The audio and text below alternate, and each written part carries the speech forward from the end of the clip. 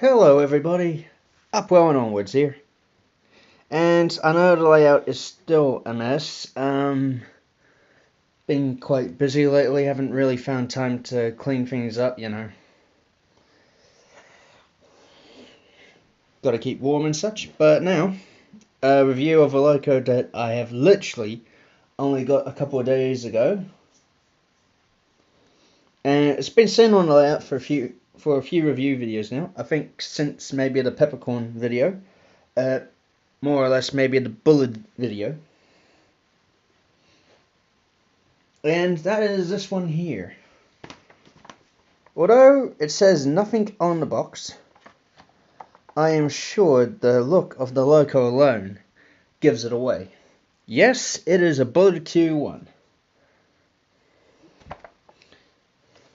And though normally I would like to open the box in front of the camera, if I can, I hate to say this box has had better days.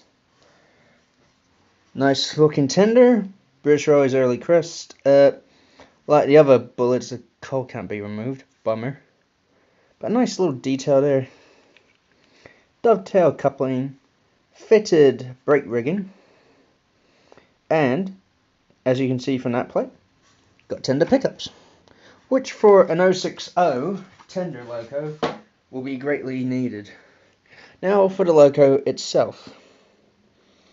They were very quite Spartan looking machines in their day, and still are. An example still is. Quite a bit of play in there, but nothing too bad really. But the lovely little valve gear there, I've fitted the front coupler separately. Nice little dovetail pocket there. But with the free link, the vac and the steam pipe, it was a tight squeeze. The smoke box door does not open. Screw for the body is in the funnel. Nicely separately fitted steam safety valves. Can't believe I forgot what they were called. A nice little whistle. And for the first time, a beautifully, where's my light? Here we go. A beautifully detailed cab. I mean, look at that regulator and gauge work. I mean, it's beautiful. On the other side of the logo, we have yet more piping. I mean, that is just beautiful, though. Mind you, I'd hate to be the one who had to do the cleaning of the smoke box. But these were the only one of very few locomotives at the time, well, freight locomotives I should say, that ever exceeded the power of the 060 freight variety, to ever reach the power rating of 5F. The only other three designs that could match that power rating were of LNR origin. Now I'll just get it rolling towards the camera and shot, and you can just see that valve gear working. Lovely, lovely. Now, I have to admit, this is quite an interesting loco, guys. I've never done a loco like this before. Whoops, not the camera. Getting into the habit of that, ain't I? But anyways, I've never done a loco like this before. Sure, I've reviewed bullets in the past, the Merchant Navy and the Light Pacific, and yeah, the little tender pickup springs down there, they're a little bit high up, so sticks that up a bit. Oh well. But I've actually am a bit clueless on the locos because they were designed during the war. Their shape is due because the boiler cladding was made with some very inferior fiberglass, Ida glass or whatever it was called back then. I mean, it was not that good. They were also known as ugly ducklings, and as you can tell from the whole tender pickup setup, this is the older version compared to Hornby's new one. Well, I say new, same tooling I think basically, but it's just hardwired now that you got a cable from the loco to the tender.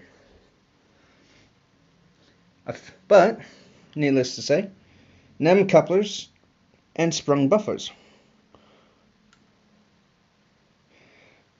And for, well, what I paid for the loco, I cannot really argue, because here in New Zealand, the new Q1 would set me back, without postage, about $210. This little gem only cost me $127, and that is with postage. So, actually it was $115 without post, so that ain't half bad.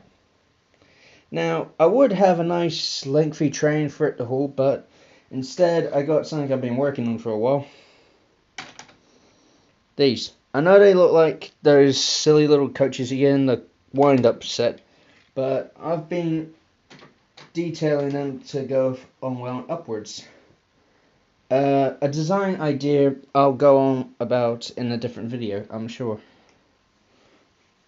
But considering that this was one of the main engines at the Bluebell for a time, and just take the coaches off, really be a bit silly. Now I think of it, just let her run around the layout, see how she does. And yeah,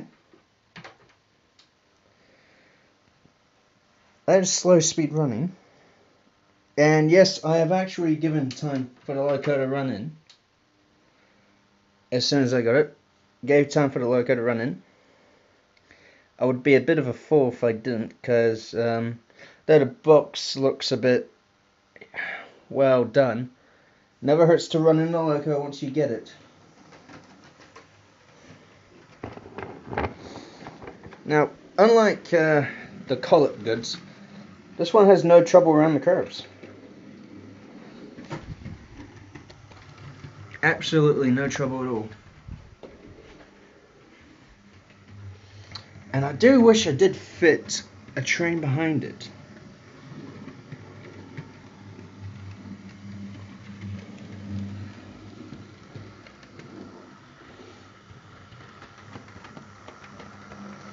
Don't ever try a camera view like that, folks, otherwise you'll end up getting head-butted by your own loco.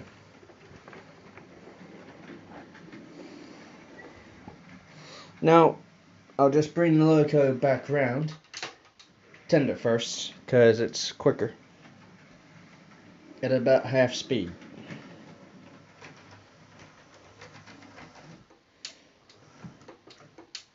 There you go. Now, I do believe these locomotives were the replacements of the Monsell Q class. Bit of plastic I'd lying around. There we go. But yeah, they were the replacements of the Monsell Q class. Quite powerful machines too. They were regarded as the most powerful 060s in Britain. Although they did not have much of names compared to them. As such, the unrebuilt Bullard Pacifics were known as spam cans due to their look. As for the Q1s, as for two of their nicknames, they were known as, I think the most nicest one, the better one of them, would be the Charlies. Which, I have no idea, maybe it has a face like Charlie Chaplin or something. And, ugly Ducklings. And I admit, they were not the best looking of locomotives. Interesting though, they are interesting looking with the step look of the cladding. They're interesting looking locomotives, but they were quite odd looking, I admit. But what they lack in looks, they sure do pack in performance. Because you do get reasonable space between the bow and the frames along here, but you gotta take into account this is an older model compared to the more modern one.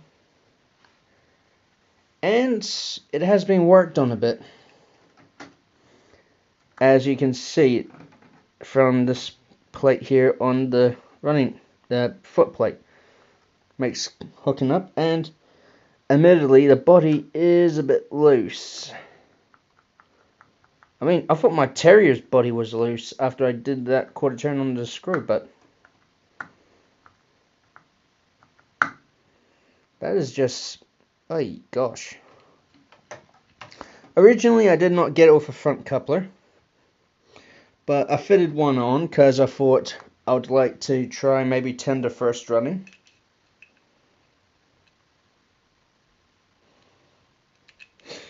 And see how it performs.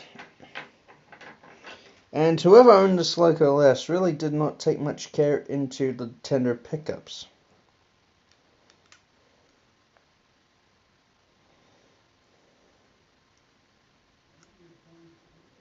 Because they are very well sprung up. And if you hear any extra background noise, I apologize, that's the goddamn cat again. Moggy from hell, I sometimes refer him as. And whoops, missed a coupling. Hard to do right in front of the camera, I tell you that much. But yes, there we go. There we go, nicely done. Now, I hope you enjoyed this video. It's probably my quickest one yet, because I really do not know much about the locos, but I gave my best. Thank you all for watching, and good night.